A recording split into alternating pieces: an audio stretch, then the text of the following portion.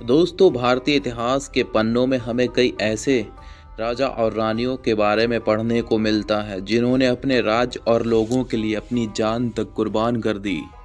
वहीं कई शासक ऐसे भी हुए हैं जिन्होंने पराक्रमी और प्रजापालक होने के बदले अपना पूरा जीवन अय्याशी में गुजार दिया। आज की इस वीडियो में हम आपको भारत के कुछ ऐसे ही अय्याश राजा महाराजाओं के बारे में बताने जा रहे हैं जिनके बारे में जानने के बाद आप हैरान रह जाएंगे। नमस्कार दोस्तों, बी फैक्ट चैनल पर आपका स्वागत है। हमारी सूची में सबसे पहला नाम है पटियाला के महाराजा भूपेंद्र सिंह का। ऐसा माना जाता है कि उनका सबसे बड़ा शौक सुंदर लड़कियों के साथ समय व्यतीत करना था। सुंदर औरतें और काम वासना पटियाला के महाराजा की सबसे बड़ी कमजोरी थी। 38 सालों तक पटियाला पर राज करने वाले भूपेंद्र सिंह ने 5 शादियां की थीं और ऐसा माना जाता है कि उनके पास 350 से ज्यादा रखैल थीं। कुल मिलाकर महाराजा भूपेंद्र सिंह के 88 बच्चे थे। पटियाला के महाराजा की अय्याशी का पता इस बात से भी चलता है कि वह फ्रेंच ब्यूटिशियन, भारतीय प्लास्टिक सर्जन, सोनार और फैशन डिजाइनर के साथ मिलकर अपनी रखैलों को तैयार करवाते थे। महाराजा भूपेंद्र सिंह नग्न पार्टियों के बहुत शौकीन थे। गर्मियों में अपने स्विमिंग पूल में राजा नग्न महिलाओं के साथ जमकर अय्याशी करते थे। इन पार्टीज में नग्न औरतों के सीने पर मर्दा उड़ेल कर शराब पी जाती थी और फिर उनके साथ सामूहिक संबंध भी बनाए जाते थे। महाराजा बहुत रईस थे। आज़ादी के बाद जिस सिल्वर की बग्घी पर बैठकर हमारे देश के पहले राष्ट्रपति राजेंद्र प्रसाद राष्ट्रपति भवन गए थे, वह भी महाराजा भूपेंद्र सिंह की ही थी। हमारी सूची में दूसरा नाम है मुगल बादशाह शाहजहां का। हम सब इस कहानी को जानते हैं और इसका कारण है खूबसूरत ताज, सफेद संगमरमर की बनी है नायाब इमारत। आज मिसाल है सच्चे प्रेम की, लेकिन शाहजहां की शख्सियत को अगर आप करीब से जानेंगे तो पाएंगे कि वह प्रेमी नहीं, सनकी था। आप यह जानकर हैरान रह जाएंगे कि मुमताज की मौत शाहजहां के 14वें बच्चे को जन्म देते समय हुई थी। दरअसल मुगल बादशाह मुमताज की खूबसूरती का कायल था, इसलिए शाहजहां ने मुमताज के अलावा अपनी किसी और पत्नी से बच्चे पैदा ही नहीं किए थे। लगातार बच्चों को जन्म देने की वजह से मुमताज को कई गंभीर समस्याएं हो गई थीं, जिसके चलते उनकी मौत हो गई। मुमताज की मौत के बाद शाहजहां ने करीब 8 शादियां और की थीं और उनके हरम में कई सौ महिलाएं भी थीं। ताज को पूरा करने में 22,000 लोगों को 22 साल लग गए थे। इसमें लगा सफ़ेद संगमरमर राजस्थान के मकराना से आया था और नीलम श्रीलंका से खास तौर पर मंगाए गए थे। इस अकेली इमारत के कंस्ट्रक्शन में संतलन के खजाने का ज़्यादातर हिस्सा खर्च हो गया था। हमारी सूची में तीसरा नाम है हैदराबाद के निजाम मीर उस्मान अली का। अपने समय में उनकी गिनती दुनिया के सबसे अमीर लोगों में की जाती थी।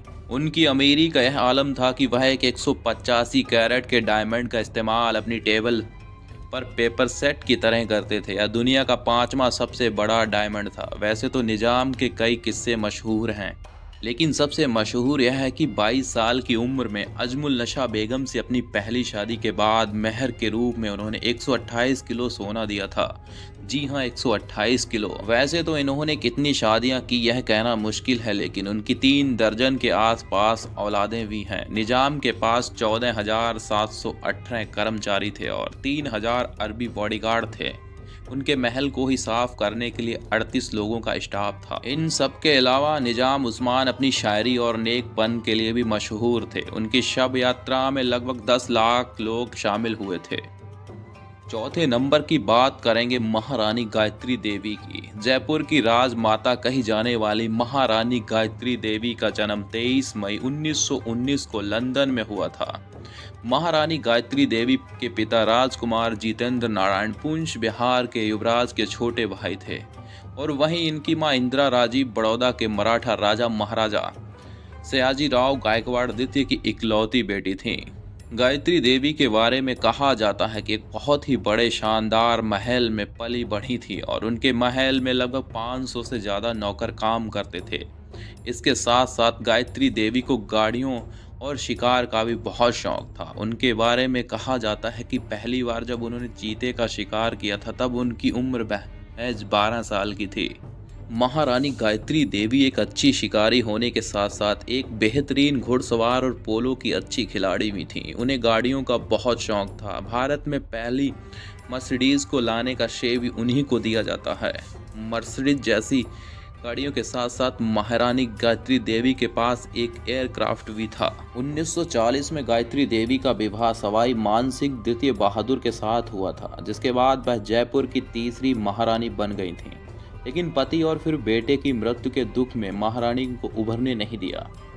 आइए अब बात करते हैं इंदिरा देवी महारानी की। कूच बिहार राज परिवार में जन्मी इंदिरा देवी का जीवन भी उथल पुथल से भरा रहा था। पहले इंदिरा देवी का विवाह ग्वालियर के महाराजा माधवराव सिंधिया से तय हुआ था, लेकिन वह कूच बिहार के महाराजा के छोटे भाई के प्यार में ऐसी पड़ी कि उसने वह रिश्ता तोड़ दिया।